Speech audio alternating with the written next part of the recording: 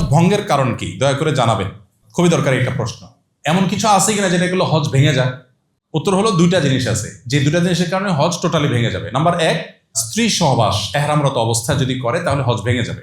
এটা দুইটা অপশন আছে।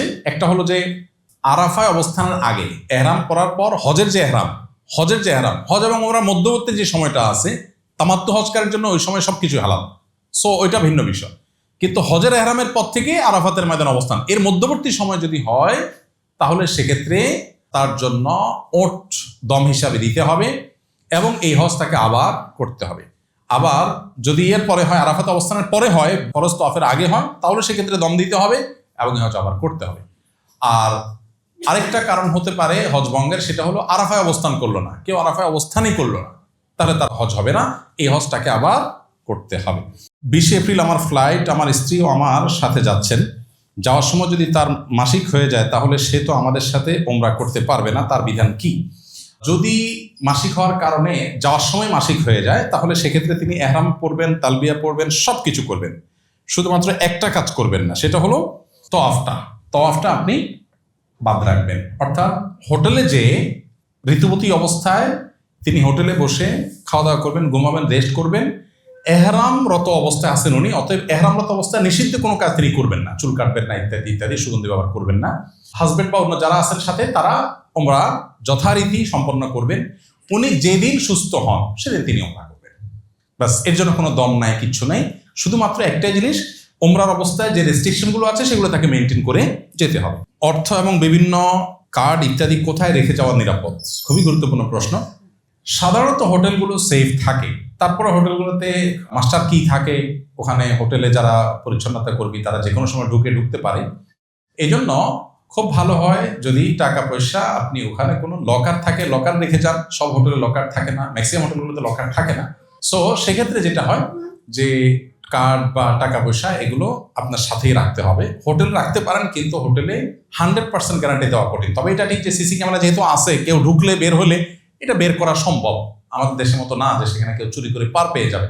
তবে পাসপোর্ট সাথে রাখার কোনো যুক্তি অন্তত তওয়াফের সময় নাই, কারণ হারাবার ভয় থাকে। পাসপোর্ট হারানোর হ্যাসেল এটা তো আর বলে শেষ করা যাবে না, কারণ আপনাকে আউট পাস নিতে হলে এম্বাসি থেকে অনেক হ্যাসেল নিতে হবে। এই জন্য সব হারাই গেল, পাসপোর্টটা যেন না হারায়, এই জন্য পাসপোর্টটা রুমে রেখে যাবেন। রুমে রেখে গেলে পাসপোর্ট হারাবার ভয় নাই। টাকা পয়সাটা রুমে যদি আপনি আপনার লাগেজের মধ্যে রেখে লক করে যেতে পারেন সেটা সবচেয়ে সেফ, লকার না থাকলে। আর না হলে সাথে বেল্টের মধ্যে নিরাপদে নিয়ে যেতে পারলে সেটা আপনার ব্যাপার। প্রস্রাব পায়খানার জনিত অসুস্থতা থাকলে একটু পরপর কি ওয়াশরুমে গিয়ে চেক করা জরুরি, নাকি আল্লাহর উপর তাওয়াক্কুল করব? এটা এক রকমের ওয়াসওয়াসার রোগ, এটাকে প্রশ্রয় দেওয়া যাবে না। অহেতুক পেশাব আসছে কি আসে নাই আমি একটু পরপর চেক করি, এটা একটা রোগ, এটাকে প্রশ্রয় দেওয়া যাবে না। বরং নবী সাল্লাল্লাহু আলাইহি ওয়াসাল্লাম বলেছেন, কারোর পেশাবের পর ফোঁটা আসছে কিনা অহেতুক সন্দেহ হলে সে ভিজা হাত এরকম ছিটা দিবে। অনেকের অহেতুক সন্দেহ তৈরি হয়, এগুলোকে পাত্তা দেওয়া যাবে না। হ্যাঁ, যদি সিরিয়াসলি আপনার এরকম সমস্যা থাকে তাহলে তো আপনি চেক করবেন, কিন্তু সিরিয়াসলি না হলে, অহেতুক হলে সেটাকে অ্যাভয়েড করবেন। যদি মনে হয় না প্রবল সম্ভাবনা আছে, 10 বার চেক করলে 8 বারই আমি পাই, তাহলে সেক্ষেত্রে আপনি অবশ্যই চেক করবেন। এক্ষেত্রে আরেকটা প্রশ্ন দেখছিলাম আরেক ভদ্রলোকের, সম্ভবত এখানে আছে, লিখছেন যে কোনো কাপড় টাপড় দিয়ে রাখতে পারবেন কিনা? পারবেন, অসুবিধা নেই, কোনো কাপড় দিয়ে রাখতে পারেন, কিন্তু সেলাই সহ এই যে জাঙ্গিয়া ইত্যাদি আপনি পড়তে পারবেন না। অনেকে হতে পারেন এমন বয়স্ক মানুষ সবসময় পেশাব পায়খানা আসতেই থাকে, অসুস্থ মানুষ, তাহলে সেক্ষেত্রে মাজুর হিসাবে তিনি ওই যে বড়দের যে প্যাম্পার্স আছে সেগুলো ব্যবহার করতে পারবেন। হাঁটু ব্যথার করতে ওমরার সাই শেষ করার পর চুল কাটতে হবে কিনা, যেহেতু এহরাম খুলে হালাল হচ্ছি না? কেরান হজকারী ব্যক্তি ওমরা করবেন, ওমরা করার পর মেইন হজ করবেন, মাঝে যে গ্যাপটা আছে এই গ্যাপটাতে তিনি সবই করবেন, শুধু এহরামের কাপড় অবস্থায় থাকবেন। এহরামের কাপড়টা শুধু করবেন না, এছাড়া বাকি এজল সবই চলবে। 10 তারিখ জামারায় পাথর নিক্ষেপ করেই কোরবানি ও মাথা মুন্ডন ফরজ, আগে তওয়াফ ও সাই করে ফেলা যাবে কি না? 10 তারিখে জামারায় পাথর নিক্ষেপ করে কোরবানি এবং মাথা মুন্ডন ছাড়া তওয়াফ করতে পারবেন। হজের যে ফরজ তওয়াফ এটার জন্য কোরবানি বা মাথা মুন্ডন জরুরি না, আগে পরে হলেও সমস্যা নেই। আমি আমার হাজবেন্ড একসাথে হজে যাচ্ছি ইনশাআল্লাহ, আমারও আমার স্বামীর মধ্যে তর্ক হয় খুব, তাই এর জন্য করণীয় একটু জানাবেন। স্বামী স্ত্রীর মধ্যে ঝগড়া, ওই যে হজ পুরা জিনিসটাতেই ঝগড়া করতে আল্লাহ নিষেধ করেছেন, সেখানে স্বামী স্ত্রী মানে নিজের ঘরের লোক তার সাথে ঝগড়া, মানে কত ভয়াবহ হতে পারে। ঝগড়াগুলো হয় কি, ব্যাগটা তোমার সামনে দিয়ে দেখছো যে আরেকজন লোক, গত বছর আমাদের পরিচিত এক ভদ্রলোক, গত বছরই সম্ভবত হাজি ক্যাম্পে আমার সাথে দেখা, আমার পরিচিত, তো দেখি সাথে অনেক মহিলা। এমন এত মহিলা, তো বলো যে আমার ওয়াইফ, দুজন আমার ওয়াইফ, আরেকজন আমার বোন। তাই বললাম ওয়াইফ দুজনকে একসাথে হজে নিয়ে যাচ্ছেন, ভালো কথা, তো বোন আবার সাথে এটা সায়েন্স কি? তো বলে যে সায়েন্স হলো যে আমি একা তো এক বোর ব্যাগ ধরতে পারবো, দুজনটা তো ধরতে পারবো না। যখন একজনটা ধরবো তখন আরেকজন তো মন খারাপ করবে, এই জন্য বোনরে হায়ার করছি যে তুমি ওই টাইমে আরেকজনকে টেক কেয়ার করবা। তো বেচারা এই সায়েন্সের উপরে মানে শুধুমাত্র এই হাজব্যান্ড ওয়াইফের ঝগড়া মিনিমাইজ করার জন্য সে বোনরে আলাদা হায়ার করে নিতে হয়েছে তার। মানে মোরাল হলো যে স্বামী স্ত্রীর মধ্যে ঝগড়া এমনিতেই তো হওয়া উচিত না, তারপরেও তো জীবনের অংশ টুকটাক হয়ে যায়, কিন্তু হজের সফরে তো এমনিতেই ঝগড়া করা নিষেধ, সেখানে কেন হবে? এই জন্য সবর করতে হবে। স্বামী ভুল করতে পারে, স্ত্রী ভুল করতে পারে, এই টোকাটুকি লেগেই থাকে, প্রায় অলমোস্ট লেগেই থাকে। হ্যাঁ এটা হলো কেন, ওইটা হলো কেন, দেখছো সবাই কি করে, দেখছো সবাই কিরকম কেয়ারি, দেখছো ভাবির হাত ধরে বসে আছে, তোমার কোনো খবর নাই, তুমি দৌড়ে চলে যাচ্ছ। মানে এগুলো প্রতি হজেই দেখা যায় এই জাতীয় ক্রাইসিস হয়। দুর্ভাগ্য, দিন আমরা বুঝি নাই আসলে। দিন তো স্যাক্রিফাইসের না। আমার স্বামী আমার হাত ধরেন নাই, তিনি অন্য অনেক ক্ষেত্রে অনেক কেয়ারি হয়তো, আর কেয়ারি না হোক তিনি চরিত্রবান আলহামদুলিল্লাহ। আরেকজন অনেক হাত ধরে, সে হয়তো দুশ্চরিত্রবান, তার হয়তো অন্য ল্যাকিংস আছে।